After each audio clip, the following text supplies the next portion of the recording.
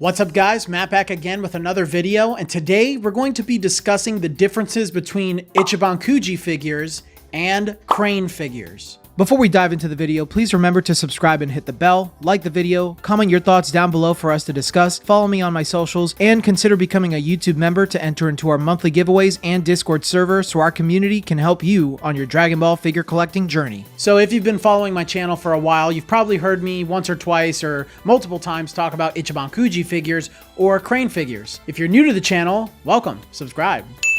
So some people may not understand the differences between Ichiban Kuji or crane figures, so this video I'll be discussing some examples and the differences between both. Let's start with Ichiban Kuji. Now, Ichiban Kuji is my favorite type of figure, and I have a whole video discussing what Ichiban Kuji is. You guys can watch it right here after this video is done, but in summary, Ichiban Kuji figures are higher end figures released in Japan via a lottery system at participating retailers like 7-Eleven and other places. These usually come out at a higher quality with shading, better size, and they scale together within the entire Masterlies series. Masterlies is the primary focus of Ichiban Kuji, and if you haven't heard of Ichiban Kuji, you more likely heard of Ichibansho, which are the overseas release of Ichiban Kuji that come out in places like the US and Europe. They're the exact same figures, they just release overseas instead of the ones that come out of Japan. So the only differences there are maybe the boxes look different, the stickers are a different color, but the figures are exactly the same.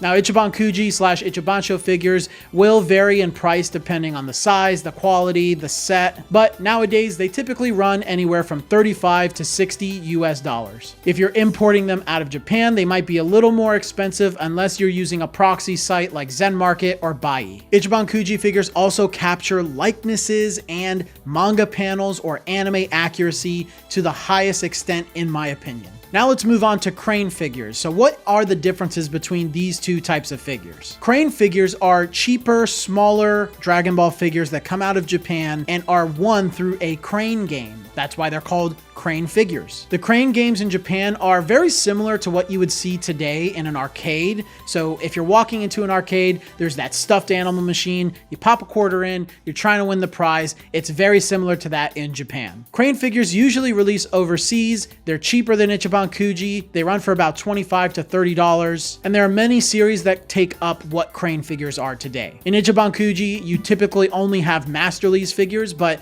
in crane figures today, we have GX Materia, History Box, Solid Edge Works, Blood of Saiyans, Clear Eyes, and Matchmakers. In the past, we've had other crane figures like Grandista, Master Stars Peace, Son Goku FES, and many others. GX Materia are smaller figures that usually have key effects in capturing manga moments from Dragon Ball. Solid Edge Works are museum-styled figures that are usually walking forward. Blood of Saiyans are Saiyan characters with metallic hair finishes. Clear Eyes are translucent museum-style figures. Matchmakers are a pair of characters from Dragon Ball that usually are fighting, and History Box are small diorama type figures that are capturing very iconic moments from Dragon Ball. So these crane figures are all the same price today. We've had many different types in the past, but these are the more current ones that we are seeing today. They all vary in quality and usually end up getting worse in quality as time goes on, as people fall out of interest with these. I think crane figures definitely have a place in our hobby today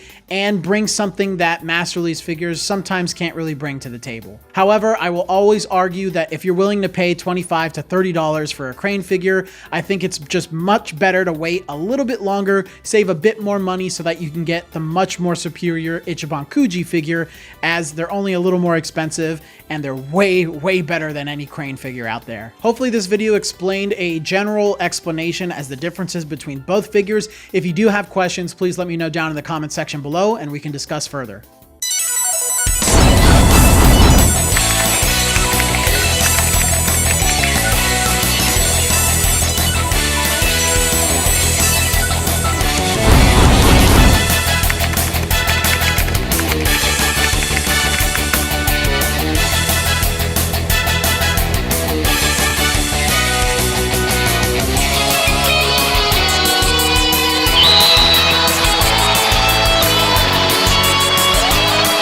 But until the next video, guys, I will see you all later.